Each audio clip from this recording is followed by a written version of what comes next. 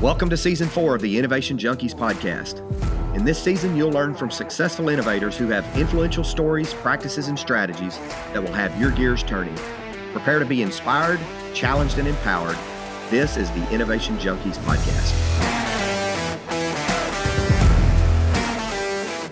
Hey guys, welcome to another season and another episode of the Innovation Junkies podcast. I'm Jeff Standridge. Hey, and this is Jeff Ammerine.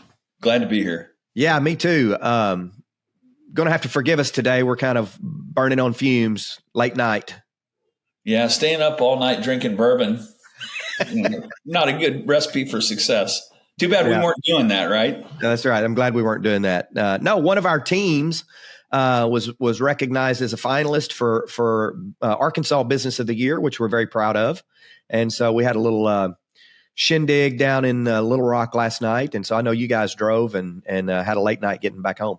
Yeah, it was exciting, though. I mean, in addition to the recognition of being a finalist for our team, it was really great to see some of our fantastic clients being recognized as well. It was a good event, a lot of fun. Yeah, so a number of our clients not only recognized as finalists, but a number of our clients as well actually took home the winning title, so to speak.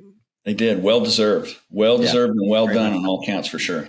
So this episode, or this season rather, is going to be a little bit different. We're going to some episodes will be you and me talking about specific concepts, and other episodes, probably more of the other episodes, will be bringing in specific guests, similar to what we did in season 1. Guests that are experts in innovation, leadership, strategy, et cetera. So looking forward to it. Yeah, translated to mean smarter and better looking people than the two of us. At least smarter. I don't know on the other if you can actually get there, but we'll try. So what do you want to talk about today? I thought we might talk a little bit about, we work with clients a lot, helping them solve challenges and issues within their organization. We also work with them to chart new courses to the future. And so I had the privilege of doing a presentation last week or a couple of weeks ago with an organization just around the concept of what's the approach to problem solving, but what's the approach to strategic thinking? How are they different, and how can we use them in our organizations? What do you think about talking about that this morning? Oh, it sounds great. And there is a definite difference, a significant differse between the two. So I'm curious to see what your experience has been and your thinking. I'll share some thoughts on that as well. Yeah. So, I know when we do innovation sprints with teams, we get very pedantic on making sure that the teams are very clear, crisp, and concise about the problem they're trying to solve or the opportunity they're trying to seize before they actually set about establishing solutions. Absolutely. And some of that can ultimately be pretty tactical. No, absolutely. It doesn't always include any strategic thinking, for sure. Yeah, I can't tell you the number of times that in a large organization, particularly where someone gets a great idea, they spin up an initiative, they put a cast of thousands around it, and they start trying to implement the great idea. And several weeks, sometimes several months into it, someone asks the profound question, "What's the problem we're really trying to solve here?" And no one really has a clear, crisp, concise answer, or worse, they have about 4 answers and they're different. They're not the same. Exactly. And so how you go through the process of deciding what really is the problem, how do you know, and what do you do next is kind of the key aspect. Yeah. So problem solving, I like to describe as generally it begins with a pain, right? And the way you know that it's a problem is generally the narrative around the issue or the set of circumstances has past tense language, negative oriented language, and pain oriented words. And many times it can be summarized as we have too much of a bad thing happening. What is that bad thing, right? Absolutely. And the trick at times as well is to get the people that have the problem to state it in the form of a true problem rather than disguising a solution in the problem statement. Yeah, that's right. And the other thing about problem solving is it starts in the present or past tense, meaning that it's what we call a present forward approach to creating, new plans and new strategies or whatever. It's present forward. So we start with where we are. We've got too much of a bad thing happening, and we plan our future to overcome that challenge or that obstacle. Sometimes it's called path dependent, meaning we're already on a path.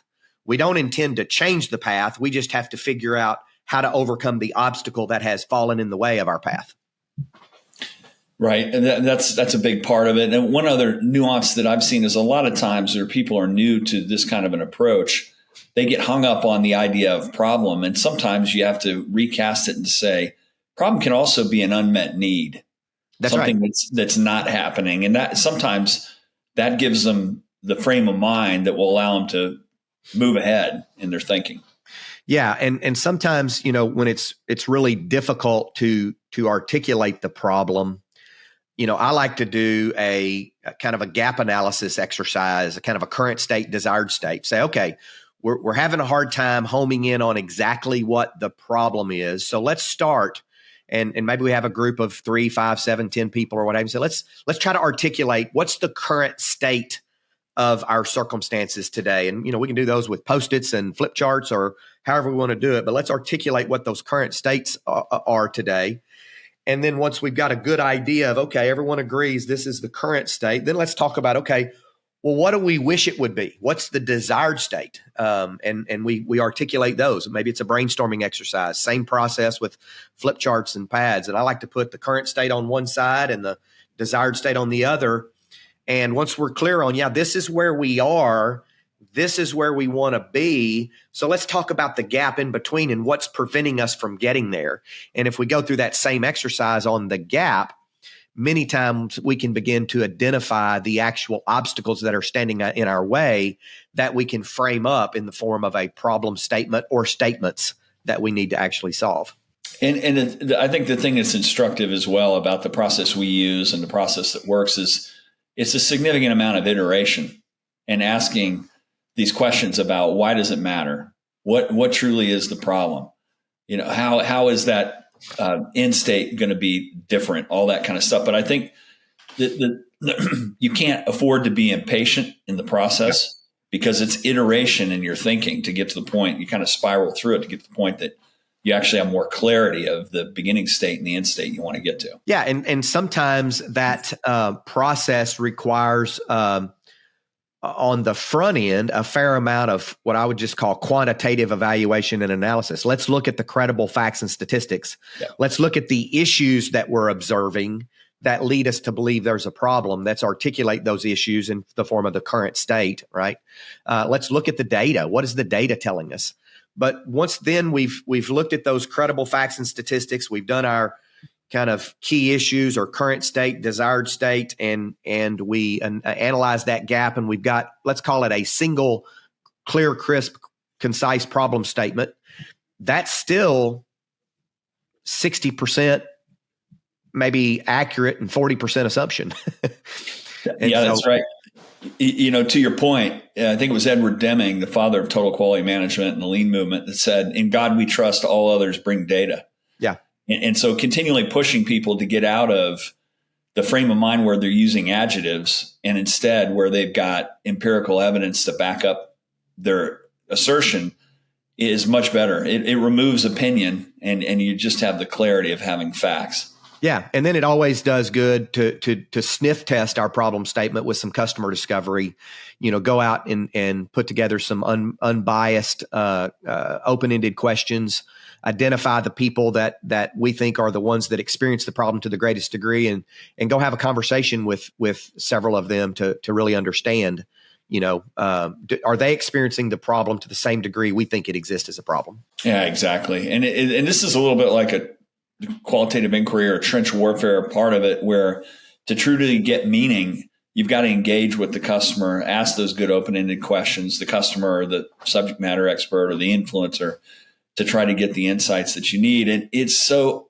inherent in human nature to want to talk about the solution. And in the early process of doing this, you can't. You really need to not disclose it because it will lead the person you're interviewing to give you the information you want rather than the information you need. So once we've done that, then and we've adapted or iterated our problem statement. We're clear. We've got both the quantitative and the qualitative validation, so to speak, that it is a problem. Then we set about brainstorming a number of potential solutions, a range of those solutions, doing some research on which ones we think are the most likely solutions to solve the problem with the least degree of human expenditure of effort and fanfare and what have you, and then again go through that process of quantitative and qualitative discovery to validate that. So, a thought along those lines, which is always instructive when we get down to talking to this part of it, is I think it was Ash Maurya, the guy that wrote Running Lean, that said, "Fall in love with the problem and the process, and not the product. Not the solution." That's right.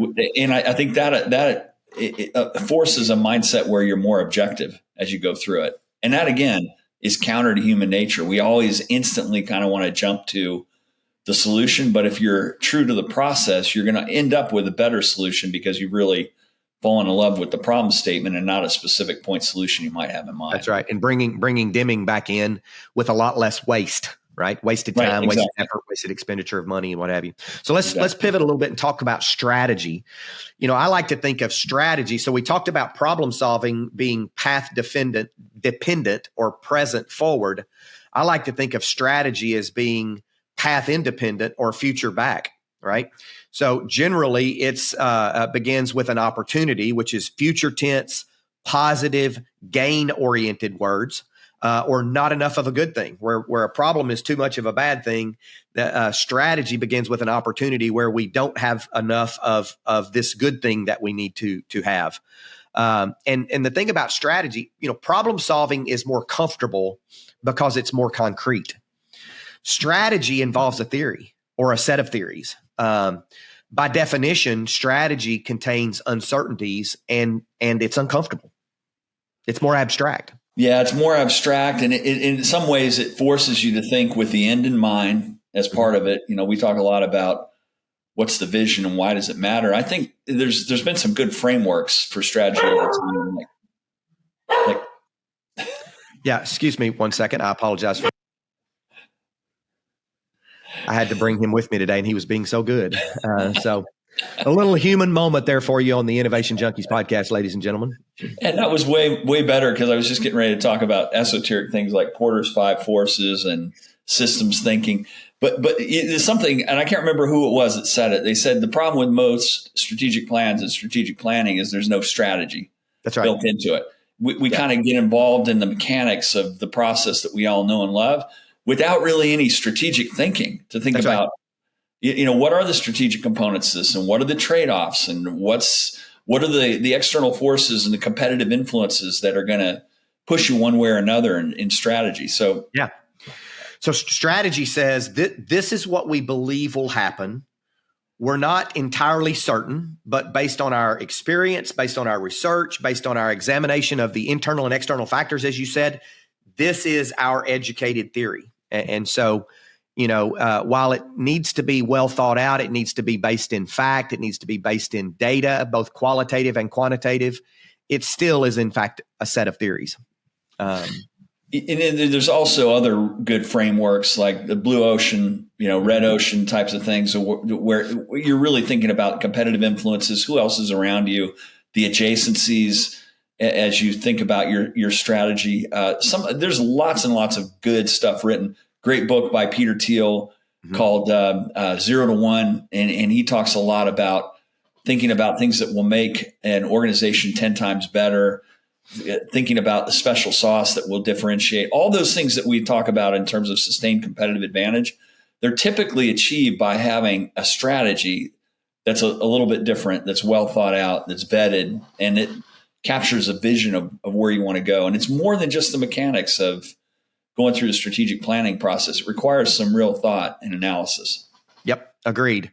I've kind of put side by side here, and I want to, the difference in problem solving and strategic thinking. And maybe we round out this episode by just talking a little bit about those. If we look on the one side, problem solving, the other side, strategic thinking, problem solving tends to be focused on more of the immediate issues or problems. So it can tend to be more reactive. where strategic thinking takes a broader and more long-term view or more proactive. You agree with that? Yeah, I completely agree with that. I mean, I think strategy is tied to the vision. The vision is tied to the ability to prognosticate of what that future might look like based on what you see and how things are proceeding in whatever business or organization you're in. Yeah, and problem solving tends to be, present forward, or what we call path dependent. So we're in a situation, we're headed down a path, and we encounter an obstacle. Where strategic thinking tends to be future back or path independent, meaning we're, as you said, prognosticating the future and backing into a plan to get there. Exactly. And that's a good distinction. I would say the one caveat too is sometimes people will feel like they're in chains based on what their strategy is. I think it's also important when you develop strategy and when you begin to implement your strategic plan to also be opportunistic, because the market is dynamic. The environment is dynamic. The circumstances are dynamic. You stay on the path. All those cliches about burning the ships, agree with all of that. But you also have to be a good student of the market and understand that it's not a static world that you're competing in. Yeah. On problem solving, quantitative evaluation is usually the priority. Not trying to lessen the significance of doing some qualitative inquiry. Whereas on strategic thinking, qualitative inquiry is much more important in terms of gathering feedback from your stakeholders, in terms of articulating that strategy, because it is less certain and does involve a number of prognostications and theories. And you really need to you're trying to find meaning and patterns and key themes that are difficult to get through classic quantitative inquiry. And then finally, problem solving asks the question, what do we do? This is where we are. What do we do? Where strategic thinking tends to ask the question, where are we going? I'm sorry. One second here.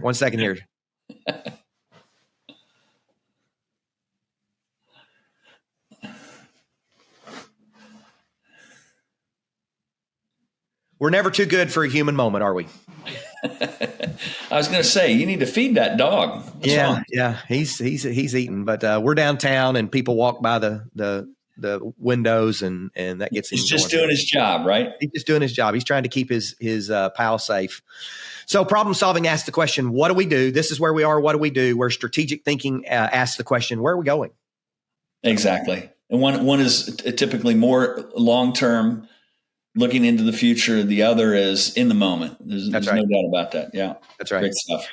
Well, ladies and gentlemen, this has been another episode of the Innovation Junkies podcast. Join us next week, where we're going to be talking about how do you use strategy to move your organization forward. It's going to be a great season. Be sure to tune in.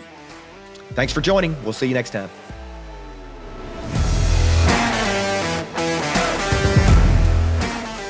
Thanks for tuning in to another episode of the Innovation Junkies podcast.